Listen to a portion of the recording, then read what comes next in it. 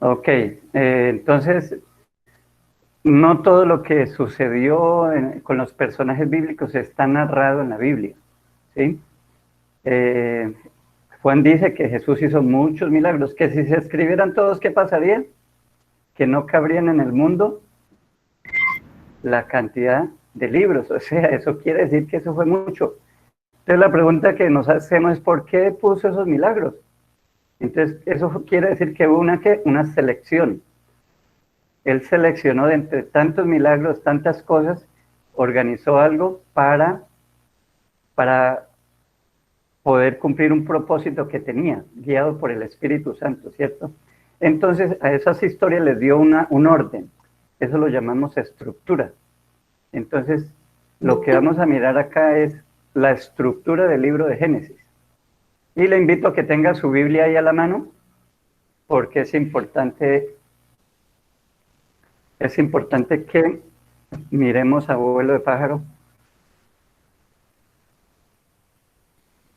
Bueno, la primera parte de Génesis está del capítulo 1 al capítulo 11, ¿sí? ¿Qué viene después del capítulo 12? El llamamiento de Abraham. Entonces, de ahí empieza otra etapa. ¿Qué encontramos en en la primera división del capítulo 1 al 11? Bueno, encontramos el origen del mundo, ¿cierto? En los capítulos 1 y 2, el origen del hombre, el origen del mal también. Y imagínense ustedes hablando de pecado sin este capítulo 3. Yo no sé si ustedes alcanzan a dimensionar la importancia de Génesis en la Biblia. Y hoy más que nunca creo que van a quedar convencidos de eso, porque la clase está enfocada en eso. O sea, eh, de Éxodo en adelante, Levítico, Número, Deuteronomio, Josué, Jueces, Ruth, Primero Samuel, todo el resto de la Biblia habla de pecado, ¿cierto? Os habéis apartado. Habla de el pecado. La pregunta es, ¿usted podría entender eso del pecado sin Génesis capítulo 3? Los primeros 3 capítulos de Génesis, borrémoslos y tratemos de entender eso de pecado. Y verá que no hay forma. ¿Sí? Para nosotros es como difícil porque ya estamos acostumbrados. De hecho, eso es lo primero los primeros capítulos están en la Biblia, entonces uno los lee, en fin. Pero, pero en estos primeros capítulos se da la base para el resto y es de la única manera que se puede entender. Ahora, note que la Biblia habla de el pecado. ¿Ustedes han notado que una cosa es el pecado y otra cosa es los pecados? ¿O será lo mismo? Les dejo la inquietud, solo la inquietud. Entonces, para decir que el Génesis es muy importante y es la base para entender un plan de salvación, porque si vamos a hablar de salvación, quiere decir que el hombre está, ¿qué? Perdido. La pregunta es, bueno, ¿y cuándo se perdió? ¿Dónde está eso? ¿Quién nos puede hablar de eso? Pues Génesis es para eso. Entonces, esa es la importancia de este de este libro. Entonces está el origen del mal y está el origen del conjunto de las naciones. ¿Sí? Todo ahí está en el capítulos 1 al 11. Para entender estos 11 capítulos, estas palabras son claves. Mire, CCDB, CCDB, porque hay 4 eventos, básicamente, que es creación, caída, diluvio y dispersión de las naciones. Entonces, los primeros 11 capítulos los resume estas letras, más o menos me hago entender. Si usted se aprende que los primeros 11 libros hablan de CCDD, ya manejó el contenido así a vuelo de pájaro. Creación, capítulo 1 y 2, ya lo mencionamos. La caída, bueno, pero ¿cómo así que hasta el 6? Si es que la caída, ¿dónde se narra? En el 3 nomás. Pero si usted tiene su Biblia, ojalá la tenga ahí, por favor. ¿De qué trata el capítulo 4? habla de Caín y Abel. Y usted ya conoce qué pasó con Caín y Abel. Y después viene la maldad de los hombres. O sea, básicamente en el 3 ocurre la caída y lo que es de ahí en adelante, lo que habla es de la multiplicación y cómo el pecado comienza a correr por las venas de la familia. ¿Sí o no? Porque mire que hay un problema familiar. Caín mató a Abel, eso es algo familiar. O sea, el pecado se metió a través de la familia. Y ahí vemos las familias, ya vimos que las familias de la familia de Set, pero también vimos la familia de las descendencias de Caín, ¿cierto? Entonces, eso está ahí en capítulo 3 es la caída, pero de ahí en adelante están los efectos, cómo el pecado va carcomiendo todas las personas, las familias, las instituciones, porque la civilización, la familia, Adán y Eva no quedaron bien después de eso. Entre hermanos, el problema de Caín y Abel. En fin, tanto así que dice que la maldad era muchísima y que Dios le pesó haber creado al hombre, y luego entonces viene el diluvio, para tratar de un castigo, de purificar, de limpiar, por decirlo de alguna manera. Capítulo, uy, aquí qué me pasó, aquí se me fue uno de más, es capítulo 7 al 9. Aquí hay un error. Bueno, luego viene en el capítulo 11 la dispersión de las naciones, ya los que sobrevivientes del diluvio, que se supone que iban a obedecer al Señor porque ya vieron el juicio, la gracia, la misericordia, ¿cierto? Yo no sé si usted se ve reflejado ahí, pero mire que estamos beneficiados de la gracia de Dios y de todos el pecado que mora en mí, como dijo Pablo, le fallamos al Señor y no somos los santos que deberíamos ser. No sé si usted ya lo logró, pero yo, nada. Entonces, ahí viene los sobrevivientes tampoco, después del juicio, tampoco obedecieron lo que el Señor les dijo, que llenaran la tierra, sino que hicieron una torre y usted ya conoce que Dios vino para confundir. ¿Vamos más o menos hasta ahí? ¿Sí? Creo que todos, en su mayoría no, todos resumieron bien la tarea del Génesis 1. Entonces, por eso ya esto es pan comido para ustedes, repaso.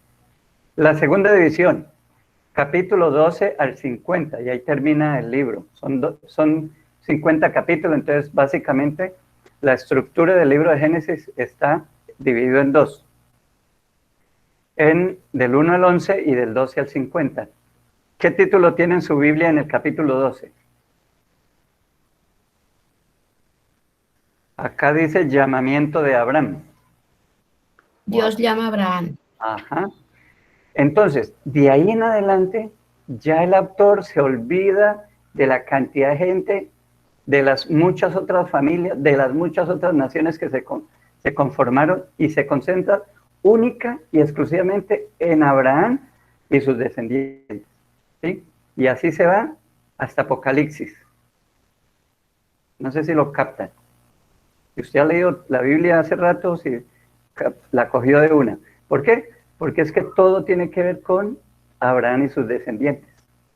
Entonces, eso quiere decir que al autor no le importaba lo que estaba pasando en Egipto, lo que estaba pasando en el mundo actual, en ese entonces, ¿cierto? Los nacimientos que habían todos los días, la muerte, mejor dicho, las historias de otras familias, de otras naciones, no, sino que se concentran en Abraham y sus descendientes.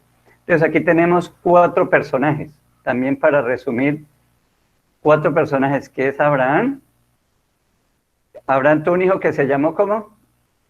Isaac, mírenlo acá, el nombre, ¿no? Isaac tuvo un hijo llamado Jacob, ¿cierto? Que Dios mismo le cambió el nombre por Israel, y entonces ahí ya empezamos a ver constituida las bases de una nación llamada Israel. Jacob tuvo 12 hijos, que conforman los 12 departamentos de Israel. En ese entonces no se hablan, como hoy en día, se hablan de tribus. ¿Por qué tribus? Porque son familias, son tribus familiares, ¿cierto? El bisnieto, el tataranieto, y por eso uno encuentra mucho la importancia de la descendencia. Mire, hoy en día, yo no sé si usted se acuerda o se sabe el nombre de su tatarabuelo. ¿Algunos se saben el nombre del tatarabuelo? Yo lo dudo. Sí. Hoy en día nuestra cultura no es como ya es muy diferente. Pero en los tiempos bíblicos era muy importante que se aprendiera el nombre de su papá, de su abuelo, de su bisabuelo, etcétera, hasta llegar a Abraham. Y usted nota que en las genealogías que tenemos en el Nuevo Testamento y aún en el Antiguo, van de hacia atrás, hacia atrás, hacia atrás, hasta llegar al Adán o a Abraham.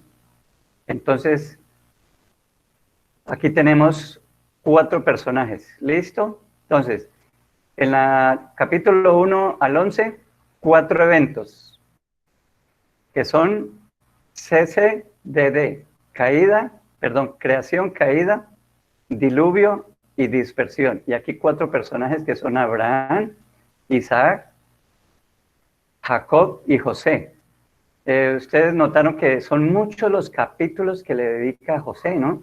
Cómo fue vendido por sus hermanos y lo vendieron como esclavo, y llegó así como esclavo a Egipto, pero detrás de eso había un plan de Dios, ¿no? Cosa maravillosa que uno encuentra, que los acontecimientos de un individuo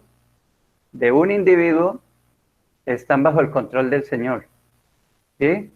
Es más, Jesús dijo que no solo los individuos, sino dijo que ni siquiera un pajarito muere sin la voluntad de Dios, fuera del control de Dios.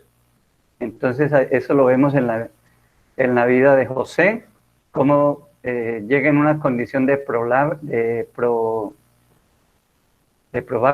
sí, creo que lo dije bien, si no usted lo sabe.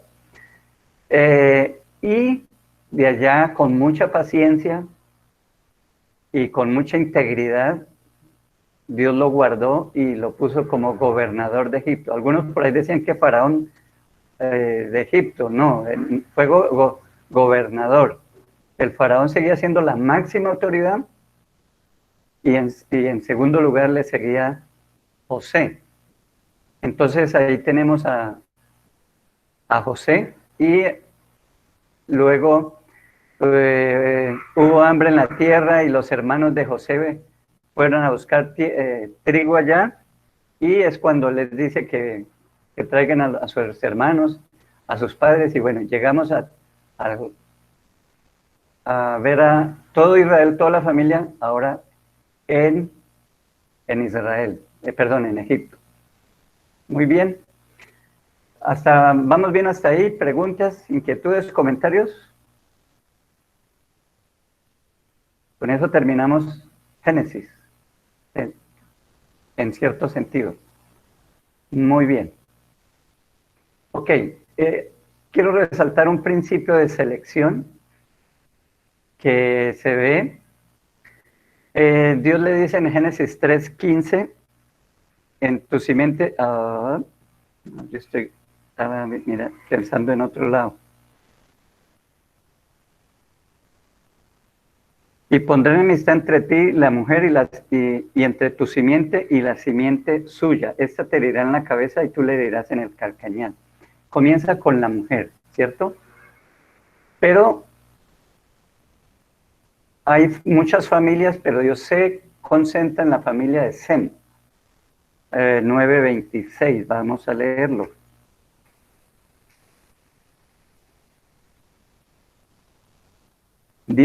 Dijo más: bendito por Jehová mi Dios sea Sem, y sea Canaán su siervo. Engrandezca Dios a Jafet. Que aquí está llegando gente. Engrandezca Dios a Jafet y habite en las tiendas de Sem, y sea Canaán su siervo. Entonces, eran 3 los hijos de Noé, pero Dios se concentró en ¿qué? Sem, mire, ¿sí? Entonces el principio de selección.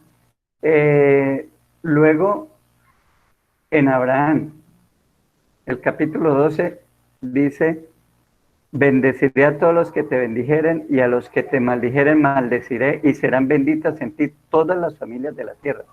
En ti, oiga, en ti. Eso es clave. En ti es que serán benditas todas las familias de la tierra. Entonces ya es con Abraham y su familia. Luego viene Isaac, ¿cierto? Resulta que ustedes saben que Ismael también fue un hijo que le nació a Abraham, hijo de Abraham, entonces también es la simiente, ¿o no? ¿Ismael es simiente de Abraham? Por supuesto, es su hijo, pero Dios no lo escogió a él, sino que escogió a Isaac. ¿Van conmigo? Isaac tuvo 2 hijos, Jacob y Esaú, ambos gemelos, con unos segundos de diferencia, pero Dios escogió ¿a quién? Dice la escritura, a Jacob amé, a Esaú aborrecí. Entonces, de los 2 escogió a uno, aunque ambos tenían el derecho.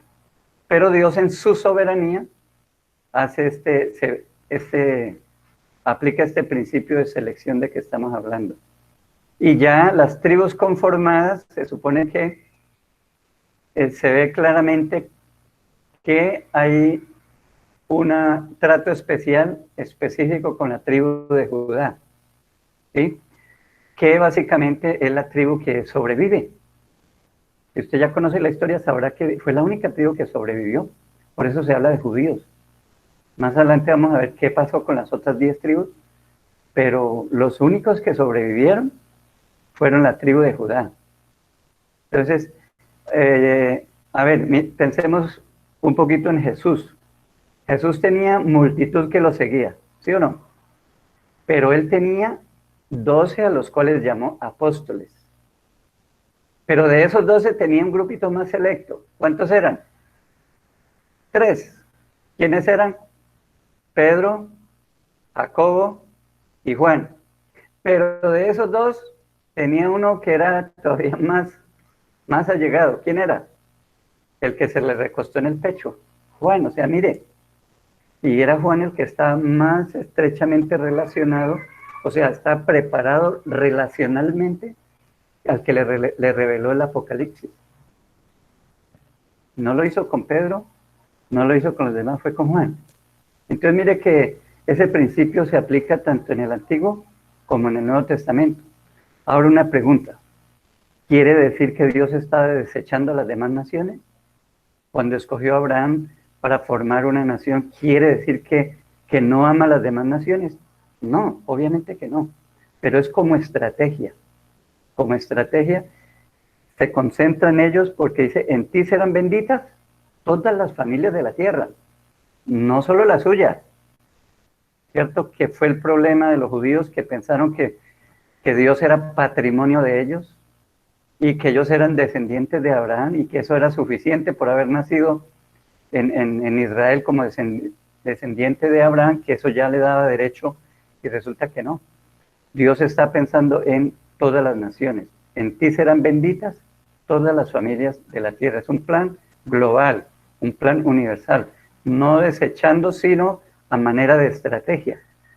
Entonces, esto a uno le sirve como pastor porque hay que concentrar esfuerzos en pocas personas, que esos son los que van a estar ahora.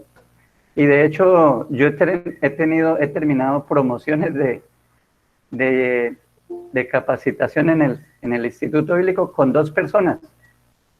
Y alguien una vez me dijo, ¿pero usted qué le pasa? ¿Usted le está dedicando tiempo a 2 personas? Pero resulta que esas poquitas personas son una columna en la iglesia. Ahorita que me enfermé, ustedes los escucharon predicar. Y no tengo temor a veces, si me enfermo, si tengo que viajar, cualquier cosa, ahí tengo gente que yo confío que están, los conozco, sé la palabra que van a dar, y eso es una bendición. Entonces, eso es muy bonito, pero toca dedicarles el tiempo, concentrarnos en ellos, y porque es que a veces nosotros somos muy dados a lo comercial, a lo numérico. Y no, yo quiero tener un instituto, pero tener siquiera 50 personas o 30 al menos, pero dedicarle por ellas, empezar con 10 y que terminen 3.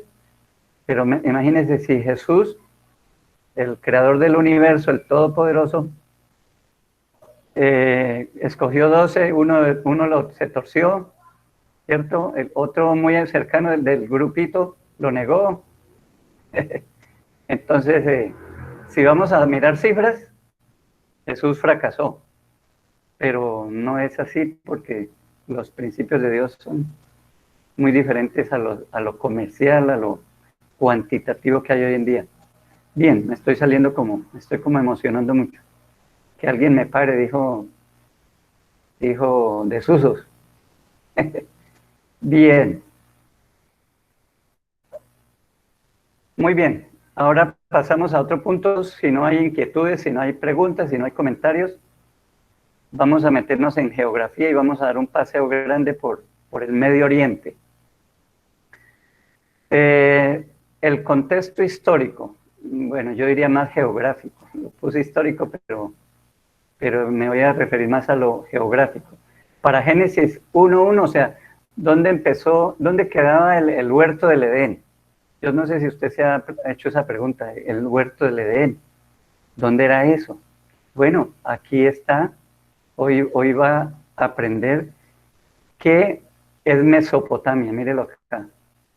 Por aquí, yo no sé si, mira, aquí está el río Tigris, el Éufrates. Si usted lee con cuidado Génesis, cuando habla del paraíso, habla del huerto del Edén, dice que habían 4 ríos, ¿cierto? Que de allá salían 4 ríos. Pisón, Hiddekel, se me olvidaron los nombres. Y uno de ellos es el Éufrates. El Éufrates, serían ríos de pronto más pequeños. Lo cual quiere decir que, ¿de dónde es que nacen los ríos? ¿De los llanos orientales? ¿De donde la pastora Yolanda? No, allá llegan de la cordillera, ¿sí o no? De la cordillera bajan, baja, y por eso en las partes bajas hace mucho daño las lluvias que tenemos ahora, porque se inunda, ¿sí? Es complicado. Entonces, el hecho de que el huerto del Edén, de allá nacían ríos, a mí me hace pensar que era una parte alta. Y al ser una parte alta es una parte como muy fresca, tipo Bucaramanga. No, de Bucaramanga no sale ningún río. Tiene que ser algo más arriba, ¿no? Entonces no hay un sitio específico. Si usted quiere ir a buscar el Edén, pues no, la verdad no lo hay. Pero sí aquí en encontramos este punto de referencia. Mesopotamia, bueno, meso es una palabra griega que es meso, es medio.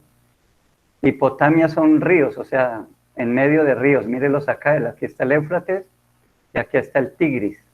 Entonces es esta área más o menos que se llama Mesopotamia.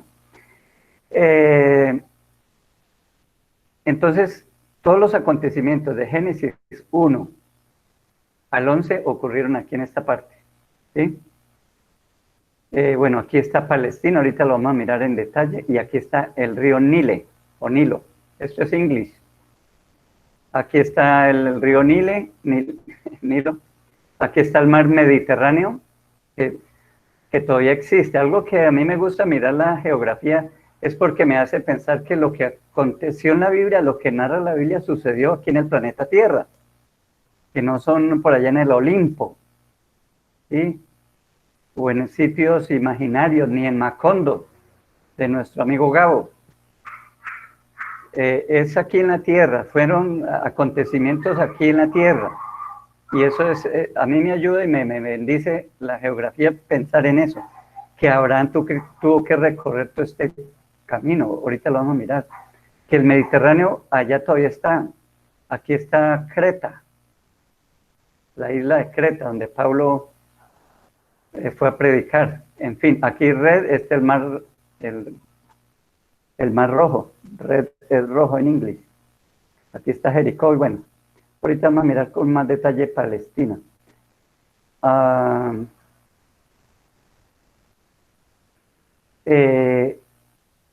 No sé si ven esto aquí rojo, parece una media luna, se conoce como la media luna fértil. Y estamos otra vez aquí está Mesopotamia, abarca todo lo que es Mesopotamia, Asiria, Siria y baja hasta Egipto.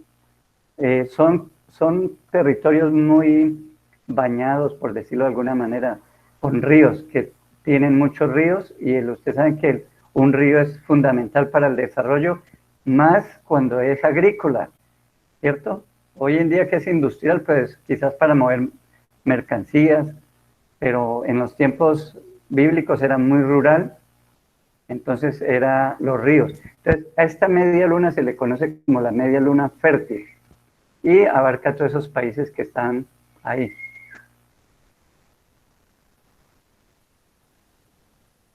Ok, ahora vamos a mirar dónde queda Ur. Mírelo por acá. No sé cómo lo verán ustedes. Yo aquí lo veo chiquito, entonces me imagino que ustedes también, pero bueno, aquí está Ur de los caldeos. Entonces, Dios llamó aquí a... Esto es Mesopotamia, ¿no? Esto es Mesopotamia. Dios lo llama de acá y él tiene que hacer un recorrido. Mire todo este recorrido tan tremendo que él tiene que hacer hasta bajar acá y llegar aquí, que esto es Palestina.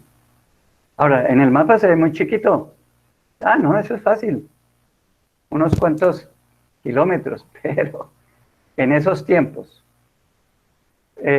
sin medios de transporte, ¿sí?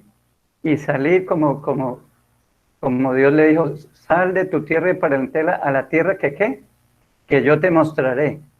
Ni siquiera ni le dio la dirección. Salga que yo me encargo. ¿Sí? Entonces, Abraham sale de acá. Pues mire, no cogió para acá porque aquí queda un golfo, ¿cierto? Entonces cogió la carretera normal, transitable, los países que quedan hacia este lado. Y bueno, ahorita vamos a mirar porque, ¿recuerdan dónde llegó él primero? Él hizo una parada. ¿Dónde fue? ¿Alguien recuerda? ¿O él llegó directamente de Ur hasta Canaán?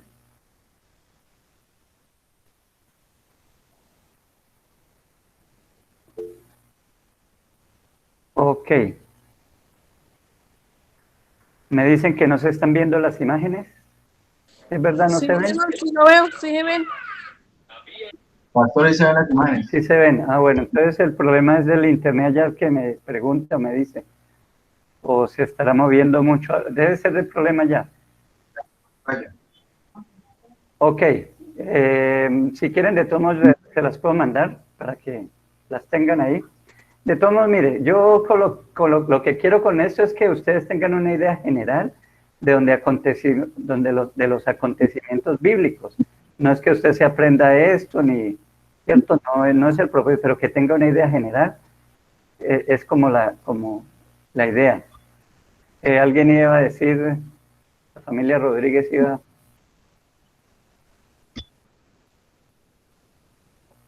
Ok. Continuamos. Entonces, el contexto para Génesis, bueno, dijimos que entonces el contexto para Génesis del 1 al 11 es Mesopotamia, pero a partir del capítulo 12, que ya tenemos es la vida de Abraham, él sale de Ur de los Caldeos y arranca para Canaán, y allá es donde llega él a morir, ¿cierto? Murió él, murió Sara. ¿Te acuerdan de lo irónico que él llegó a la tierra, pero no la recibió? La tierra estaba llena de enemigos. Inclusive para enterrar a su esposa, ¿qué tuvo que hacer? Tuvo que comprar un pedacito de tierra allá.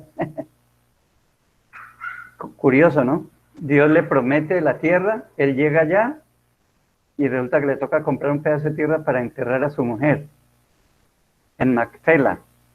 Entonces ese es el contexto para Génesis 12. Todo lo que usted puede leer ahí, hasta el 26 está en la tierra de Canaán. ¿Dónde queda Canaán? Bueno, aquí está muy chiquito. Mire, Canaán es acá. Canaán es esta parte, volvemos otra vez. Aquí está Mesopotamia, aquí está Ur de los Caldeos. Esto es Mesopotamia, esto es Palestina. Y aquí está el río Nilo, que es Egipto. Entonces, todo eso ocurrió aquí en este territorio de Canaán. Bueno, de hecho, pues, él sale de acá, aquí está Harán, que fue donde él paró, ¿sí? Donde se le murió un familiar. Y esa fue la parada de, no sé cuánto tiempo estuvo allá, no lo recuerdo. Y luego vuelve a seguir viajando hasta llegar a la tierra prometida, que fue Canaán, la que el Señor le prometió, y le dice, esta tierra en que estás, esta tierra será para ti, para tu descendencia. Y y también, ¿qué? Pues a sus descendientes. Ok. El contexto para los capítulos 35 al 50 es Egipto, ¿sí? Que es ya la historia de José. Entonces estamos aquí, en Egipto, aquí en esta parte. Y bueno, a ver si tengo, creo que aquí tengo otro.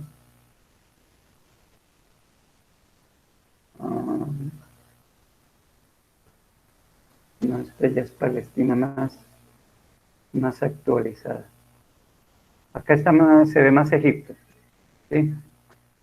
Entonces, mire qué caminata tan tremenda, desde Ur hasta Egipto. Por acá atraviesa todo Mesopotamia, lo que hoy en día se conoce como Irán, Irak, es este territorio Mesopotamia. De hecho hay mucho petróleo, hay mucha riqueza, por eso hay tanta pelea allá y por eso las potencias quieren meterse por allá porque hay mucho petróleo. En fin, y llegan aquí a Palestina, acá está Palestina, cruzan por acá y llegan a Egipto. Este es el Mar Rojo. Entonces, bueno, aquí puse de Ur hasta Egipto. Entonces, la historia de José y todo eso es en esta parte. Y luego yo voy a mencionar, ya saben que después viene el éxodo de acá de Egipto, porque los que conocían a José lo amaban mucho, agradecidos al verles salvado la vida a ellos, y no solo a ellos, sino al mundo entero. Dios lo usó para eso, pero murió ese faraón y se levantó otro que no lo conocía y ustedes ya conocen, empezó la esclavitud y Dios les dice que salgan y bueno, salen por acá, cruzan el Mar Rojo para llegar a esta tierra de Canaán. Entonces ese es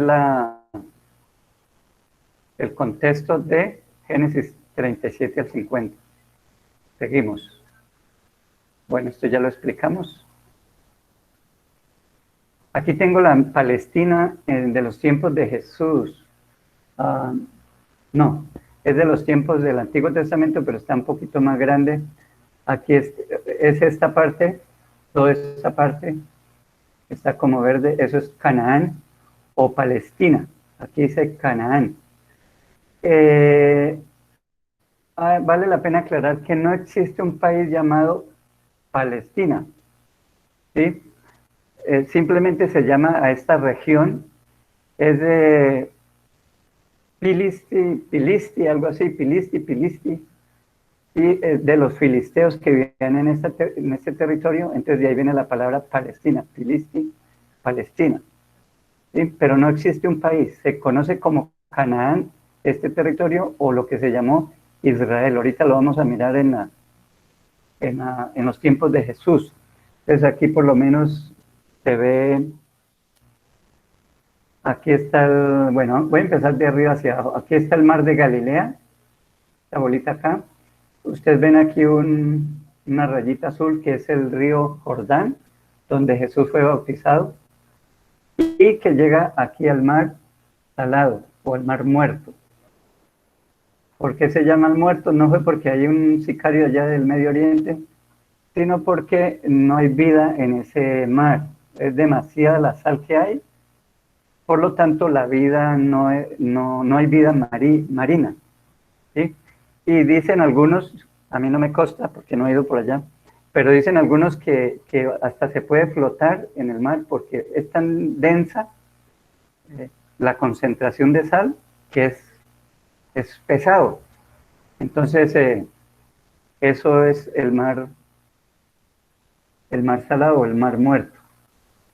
Bueno, aquí tenemos a jebuseos, a heveos, aquí están los heveos, filisteos, jebuseos, bueno, amorreos, filisteos, todos estos son los enemigos que tenía que sacar el pueblo de Israel. Aquí están los enemigos de otro lado, el otro lado del río, por eso usted lee, el otro lado del río es este. ¿Sí? Por aquí fue que atravesó Israel para tomar posesión junto con Josué de la tierra prometida y empezar a pelear contra esa gente. Acá está Moab, aquí está Amón, los amonitas, aquí está Sehón y los amorreos que fueron enemigos tremendos de Israel. Esa es la Palestina de los tiempos del Antiguo Testamento. Y ese es de los tiempos de Jesús, que es el mismo territorio, pero entonces ya hay nuevos sitios geográficos. El mismo mar Mediterráneo es el de siempre, el de toda la vida, ¿no? El gran mar, como dice la Biblia, el gran mar. Ese era el lindero. Aquí tenemos a Galilea, mire esta rayita, Galilea. Aquí está Nazaret, Caná de Galilea y Capernaum. Y obviamente otra vez el mar de Galilea, que no es un mar, sino es más bien un lago. Y aquí el río Jordán, donde fue bautizado Jesús, por donde pasó el pueblo de Israel hacia tomar posesión de la tierra. Aquí está Perea, que se menciona en el Nuevo Testamento. Aquí está el mar muerto, ya le pusieron muerto, y en Spanish. Aquí está Jerusalén, la capital. Ya que me metí en esto, les voy a mencionar. Palestina, que es todo esto, se divide en los tiempos de Jesús en 3 territorios. El territorio de Judea, que es esta parte, la capital era Jerusalén, acá. Estaba Samaria, y estaba arriba Galilea, que fue donde mayormente predicó Jesús y los apóstoles, este territorio. Jesús bajó a Jerusalén a las fiestas, pero su mayor ministerio fue acá, porque era Galilea de los gentiles, donde era muchas culturas, entonces la gente era más abierta. Aquí eran más cerrados, de hecho aquí es donde lo crucificaron, ¿no? Entonces, más o menos. Aquí está Mediterráneo, de aquí para esos lados queda lo que es la Asia Menor, y más hacia allá uno encuentra Europa, usted encuentra la bota itálica, en fin, que colindan con el mar Mediterráneo, pero del otro lado. Ok, más o menos, ¿hay alguno dormido? Yo les dije que era una clase muy geográfica, pero simplemente para que usted se ubique más o menos, porque mencionan sitios y al menos a mí me parece interesante saber todo el recorrido que tuvo que hacer Abraham, el recorrido que Jesús hacía y los apóstoles, que prediquen en Jerusalén, en Judea, en Samaria, mírelo acá, y hasta lo último la tierra. Curiosamente, los apóstoles mayormente eran de acá y donde la pasaron, y Jesús no le dice Jerusalén, Judea, Samaria y Galilea, sino le dice hasta lo último la tierra. O sea, a veces se ha interpretado que, bueno, que primero la casa, y luego el país, el barrio, que no sé qué, pero Jesús los mandó fue y hasta lo último de la tierra. Al contrario, no se vayan a quedar aquí en la Galilea, vayan hasta lo último de la tierra. Y ahí empieza Ok. Muy bien. Pasamos a otro tema. No sé si hay preguntas o comentarios antes de... Pastor, buenas noches. Buenas noches, hermana Marta. Sí, yo tengo aquí una pequeña, de pronto me confundí un poquito llevando el recorrido que estaba haciendo inicialmente del pueblo de Israel cuando salió de Egipto. Ellos cruzaron el mar y, o sea, ahí no entraron a Canaán directamente, ¿verdad?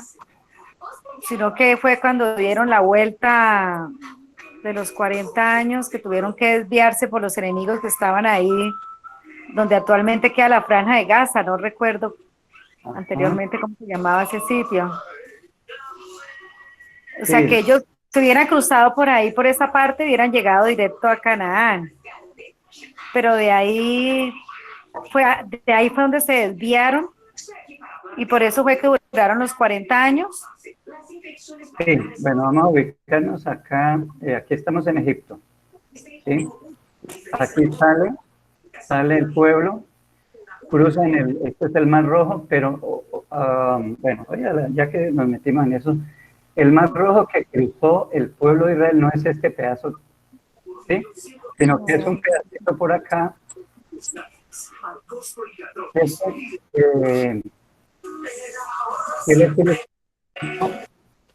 Mire que aquí ya estamos muy cerca a Palestina. Mire, este es Jericó, aquí está Palestina.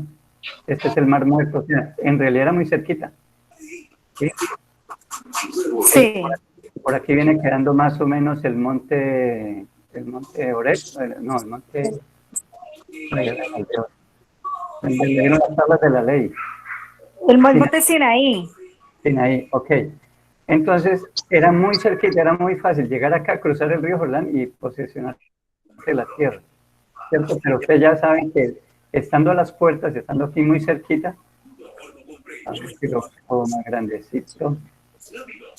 Bueno, estando muy cerca acá, antes de cruzar el río, se quejaron y dijeron que no, que en esa parte habían gigantes, que era peligroso, entonces Dios los puso a dar vueltas en este desierto. En este desierto de enfrentar enemigos.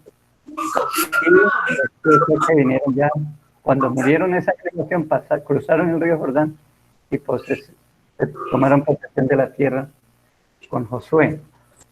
Más o menos, ¿resuelve un poquito? Sí, señor, sí. Ok, sí, muy bien. Sí.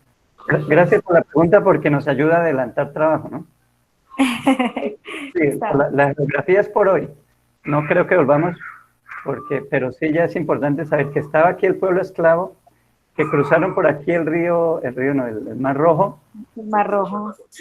Y que ya estando muy cerca por acá, cuando muere Moisés y Dios levanta a Josué y manda 2 espías y ellos cruzan para inspeccionar y traen un mal informe y solo 2 personas de este pueblo que salió de Egipto, solo 2, Josué y Caleb, y tomaron posesión de la tierra cananeana. Ya estamos avanzando el trabajo que está en el Antiguo Testamento. Muy bien. Gracias por la pregunta y si no hay más, seguimos.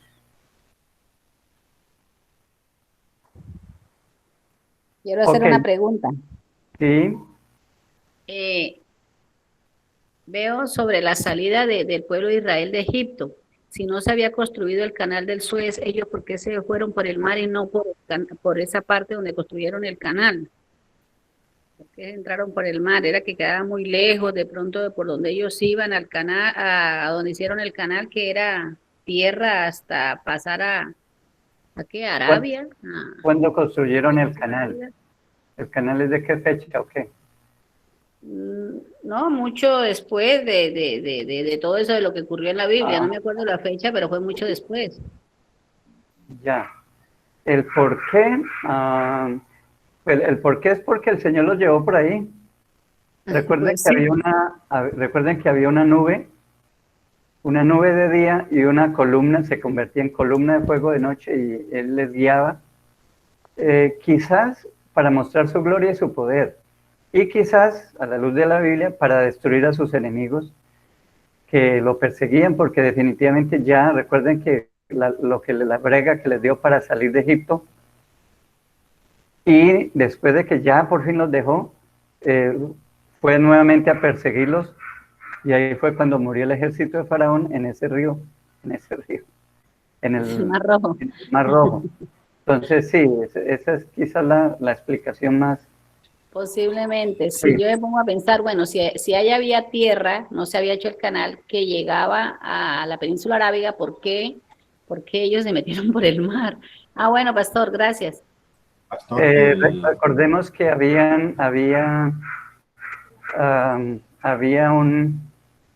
Israel estaba en aprietos. Ellos llegaron a la parte montañosa y de otro lado estaba el Mar Rojo, y detrás estaban los enemigos, estaban rodeados. ¿Se acuerdan? Y clamaban a Dios, y Dios le dijo a Moisés: ¿por qué clamas a mí? Dígale al pueblo que marche. Eso era un reto de fe. O sea, yo pienso que es por esa razón, porque Dios es el que los guió. Dios lo metió en unos apuros para mostrar su gloria y su poder. Dios permite cosas como la pandemia, como las situaciones adversas, como los problemas, como las dificultades, para mostrar su poder y su gloria, y manifestarse a nuestra vida y generarnos paz, confianza de que Él tiene el control. Entonces yo pienso que fue la misma situación con el pueblo, es lo mismo que pasa con cada hijo de Dios, ¿sí? Lo que sucede a nivel de escala nacional, también a escala familiar, también a escala personal, y aún a los animales. Ni siquiera un pajarito se muere sin la voluntad de Dios. ¡Qué emoción! Me emocioné. Pastor, yo creo que también una razón importante por la cual se fueron por ahí y no por arriba era que ellos se iban a enfrentar a pueblos que eran más fuertes que ellos salían de Egipto siendo esclavos. Entonces, pues obviamente siendo esclavos iban a terminar de pronto muriendo, porque no tendrían la capacidad de responder a un ataque de sus enemigos. Entonces, por eso que Dios los llevó por ese lugar, para evitar esos esclavos. Obviamente, pues Dios podía actuar sobrenaturalmente y destruir los enemigos, pero como usted dice, es una prueba de Dios para también manifestar la grandeza que tiene, ¿sí? Con cada uno de nosotros, llevándonos y haciendo el milagro de abrir el Mar Rojo, llevándolos por el desierto y alimentándolos y todo eso. Amén. Gracias, Ramón. Qué bendición. Yo estoy emocionado, porque es que ahí se ve el poder y la gloria de Dios. Amén. Hermano César, seguimos. Sí, con la pregunta que hicieron aquí, dice que el inicio de la construcción del Canal del Suez fue el 25 de abril de 1859 y se terminó el 17 de noviembre de 1869. Gracias, muy importante. Bien, seguimos. Otro tema. Jesús y el Génesis. ¿Qué pensaba Jesús del Génesis? En sus discursos encontramos a personas como Abel. Mire lo que dice Mateo 23, lo tengo acá. Para que venga sobre vosotros, le decía a los fariseos, capítulo 23 es un discurso contra los escribas y fariseos. Para que venga sobre vosotros toda la sangre justa que se ha derramado sobre la tierra, desde la sangre de Abel el justo hasta la sangre de Zacarías, hijo de Berequías, a quien matáis en el templo y el altar. Entonces aquí está hablando de Abel. ¿Quién? Jesús. Mateo, con respecto a Noé, Mateo 24, 37 dice: mas como en los días de Noé, así será la venida del Hijo del Hombre.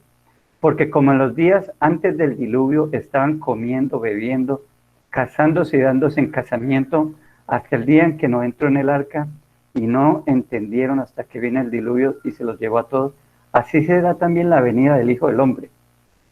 Tremendo, ¿no? Note que entonces Jesús está refiriéndose a Abel como el justo, a Noé como el que entró al arca y se salvó, ¿cierto?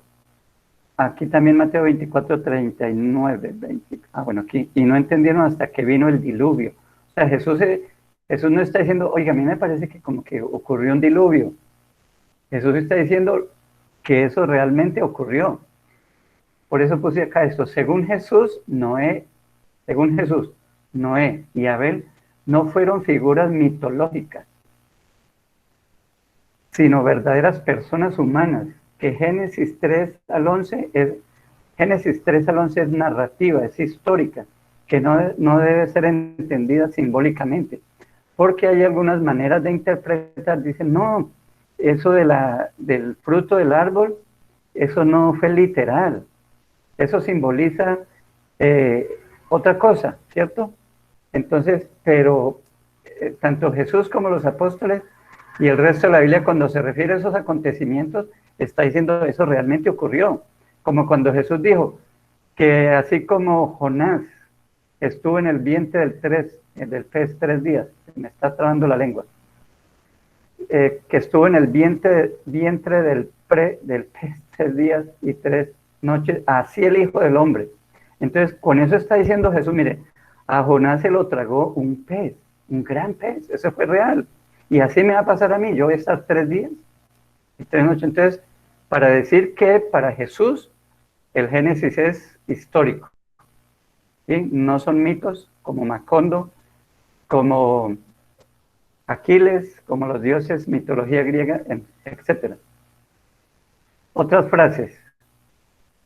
Mateo 25:34 dice, entonces el rey dirá a los de su derecha, venid benditos de mi Padre, heredad del reino preparado para vosotros, ¿desde qué? Desde la fundación del mundo. Jesús está diciendo desde la fundación del mundo, refiriéndose al Génesis.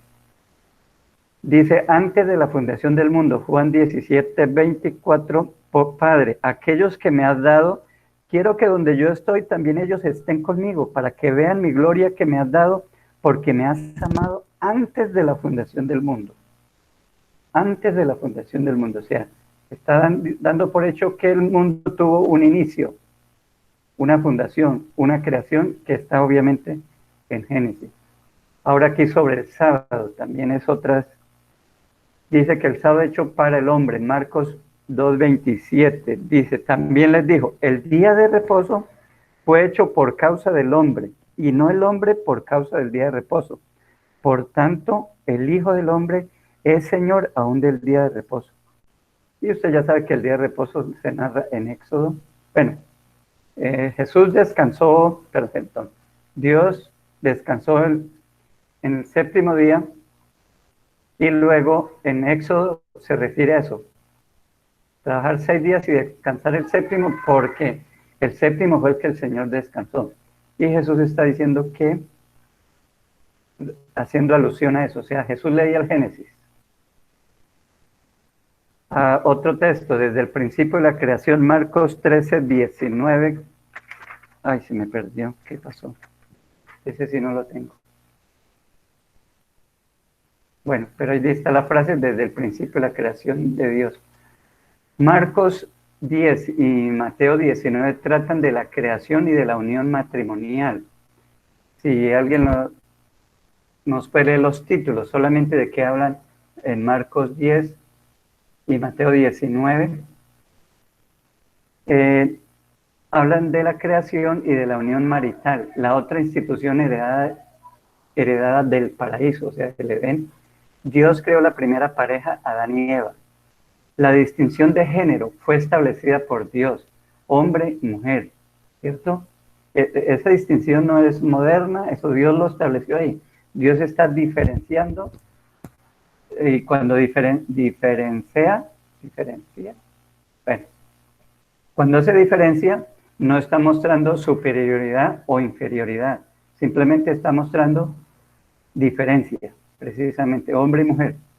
Dice que al hacer hincapié que solamente dos seres del sexo opuesto, hombre y mujer, se convierten en uno, serán una sola carne, Jesús rechaza la poligamia. Poli es mucho, gamia es mujeres, tener muchas mujeres, más de una. Así también rechaza la homosexualidad. Ese es como un aderezo ahí. ¿Sí? Tengo Mateo 19, pastor. Léanos los títulos donde habla de... Sí, es que el título dice Jesús enseña sobre el divorcio, pero, pero en el versículo 4 dice, porque lo estaban tentando, ¿no? Entonces vinieron a él los fariseos tentándole y diciéndole, ¿es lícito al hombre repudiar a su mujer por cualquier causa?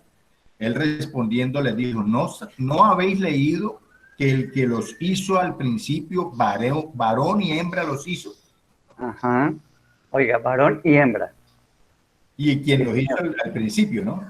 ¿No habéis leído que sea, el que los hizo al principio, sí, varón y hembra los hizo? Está nombrando el Génesis. Ajá.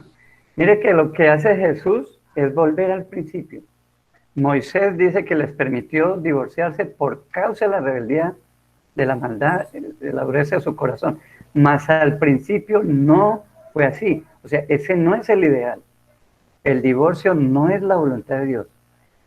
La voluntad de Dios es que usted enfrente a ese hombre, a esa mujer, que la quiera mucho, mucho, hasta que derrumbe todo lo malo, ¿cierto? O sea, no es la voluntad de Dios. Entonces, bueno, pero ese ya es otro asunto.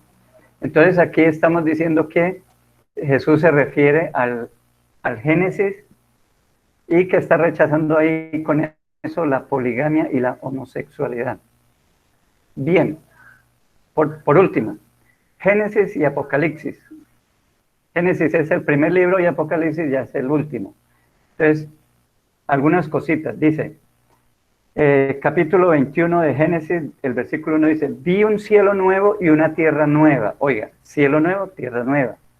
Porque el primer cielo y la primera tierra pasaron y el mar ya no existía más. Y tengo aquí algunas frases sin versículos, pero las expresiones usted las conoce. Génesis dice, a la reunión de las aguas llamó mares. Apocalipsis dice, y el mar ya no es. Génesis, a las tinieblas llamó noche. Apocalipsis, ya no habrá noche. Génesis, esto está muy chiquito. Génesis, Dios hizo las dos grandes lumbreras, el sol y la luna. Apocalipsis, no tiene necesidad de sol ni de luna, porque la gloria de Dios la ilumina. Génesis, en el día que de él comieres ciertamente morirás. Apocalipsis, la muerte no será más. Génesis, multiplicaré tus dolores. Apocalipsis, no habrá más dolor, ni lágrimas, etc. Génesis, maldita será la tierra por amor a ti. Uy, no, esto es un error. Es por causa de ti. Por causa de ti. Apocalipsis, no habrá maldición. Génesis, Satanás aparece como el engañador de la humanidad. Apocalipsis, Satanás desaparece para siempre. Génesis, el hombre es echado del árbol de la vida. Apocalipsis, el árbol de la vida reaparece. Génesis, el hombre es echado de la presencia de Dios. Apocalipsis, dice que verán su rostro en la presencia del Señor. Génesis, el hogar primitivo del hombre era un huerto junto a un río. Apocalipsis, el hogar eterno del hombre redimido será junto al río que eternamente fluye en el trono del Cordero, el trono de Dios. Había bedelio y ónice en Génesis, pero en el mundo eterno habrá todo tipo de piedras preciosas. En el jardín era accesible al engañador, al diablo, a Satanás, pero en el mundo eterno la ciudad está cerrada para el engañador. Apocalipsis 21. Prendas de vestir de pieles de animales, ¿se acuerdan? De animales que el Señor las vistió. Pero en el futuro escatológico, en el futuro habrán prendas de lino fino, blanco y limpio. En el Génesis hay querubines vigilando para que no entraran a tomar del árbol de la vida. Pero en el futuro escatológico tenemos ángeles invitando. Amén. Por fin. Bien. Hermanos, los pasajes para leer se los mando mañana. ¿Por qué? Porque la verdad hice una selección de textos porque ya nos toca ir avanzando a pasos más grandes. Hoy avanzamos mucho en cuanto a la geografía. Cuando hablemos ya de la historia, ya sabemos por dónde fue. Entonces, debo mandarles selecciones para, ya no capítulos completos, sino pedacitos para ir armando la historia completa, para tener idea general del libro de Apocalipsis. Entonces, por favor, me esperan mañana y yo les mando esto. Voy a convertir esto en diapositivas y se las mando al grupo de WhatsApp para que les sirva si alguien lo necesita. ¿Listo? ¿Oramos? Oremos.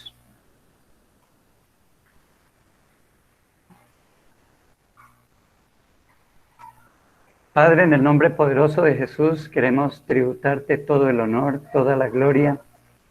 Muchas gracias, Dios mío, por tu palabra. Yo te bendigo por el libro de Génesis. Te bendigo, Señor Dios de los cielos, porque tú te has dado a conocer, Señor, y podemos ver, Dios mío, que había un plan, un propósito, que como dicen muchos es la historia de la salvación, porque escogiste a un hombre, a un idólatra, que no te buscaba, Señor, que está hundido en el pecado como toda la humanidad, Señor, pero tú lo escogiste por tu gracia, por tu misericordia, por tu decisión, para mostrar tu gracia, tu misericordia, y para hacer de él un instrumento, un linaje, que trajera bendición al mundo entero, Señor. Gracias porque nosotros hoy somos parte de esa bendición, porque el Evangelio llegó a nosotros, porque Cristo vino del linaje de Abraham, de David, y llegó a nosotros la salvación eterna, Señor. Muchas gracias. Yo te bendigo por mis hermanos, te bendigo por poder estudiar tu palabra, te bendigo por poder ver tu amor, tu gracia, tu misericordia, tus propósitos, Señor Dios. Muchas gracias, Padre. Te adoramos, te bendecimos por tu palabra, por la Biblia. Ayúdanos a amar tu palabra. Ayúdanos a estudiarla, a escudriñarla, a profundizar, Dios mío, a alimentar nuestra alma, nuestro corazón de tu palabra, Señor, porque esa es verdadera comida, Señor. Muchas gracias, Dios mío. Sigue bendiciendo a mi hermano, a mi hermana, y sigue ministrando la vida de cada uno de ellos. Yo te agradezco, Señor, por los testimonios, lo que ellos comentan, de todo lo que les impacta tu palabra, Señor. Síguenos ministrando, Señor, porque cada día te necesitamos más, Padre. En el nombre poderoso de Cristo Jesús, te lo pedimos, Señor, y te damos gracias, Padre. Amén y amén.